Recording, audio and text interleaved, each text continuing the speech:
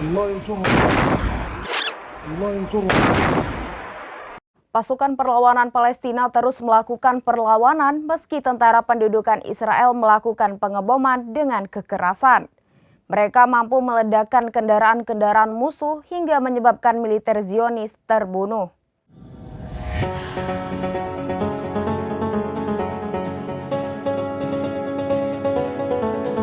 Pasukan perlawanan Palestina terus melakukan perlawanan meski tentara pendudukan Israel atau IDF melakukan pengeboman dengan kekerasan.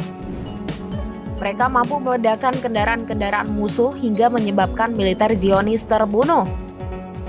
Pada Senin 8 Juli 2024, perlawanan Palestina terus menargetkan kendaraan pendudukan yang bergerak menuju Tal Al-Hawa. Brigade Al-Qassam sayap militer gerakan Hamas mengumumkan bahwa para pejuangnya mampu meledakkan alat anti personil petir terhadap pasukan Israel. Dikutip dari Al-Mayadin, kendaraan tersebut berisi 6 tentara yang seluruhnya tewas dan ada pula yang terluka. Mereka juga menargetkan sebuah jeep militer pendudukan dengan alat peledak di arah Calihat. Jeep tersebut diserang menggunakan peluru Al-Yasin 105.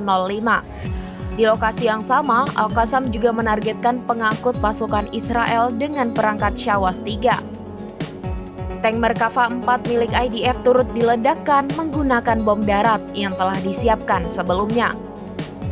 Serangan serupa juga dilakukan Brigade Al-Quds. Mereka mengaku meledakkan 2 kendaraan militer pendudukan dengan bom darat. Bom tersebut telah dipasang terlebih dahulu di Poros Al-Taqadum. Mereka juga mengebom massa pendudukan dengan mortir.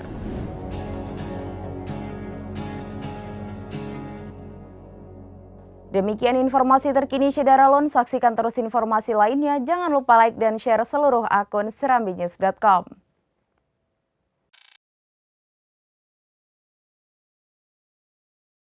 Download Tribun X sekarang, menghadirkan lokal menjadi Indonesia.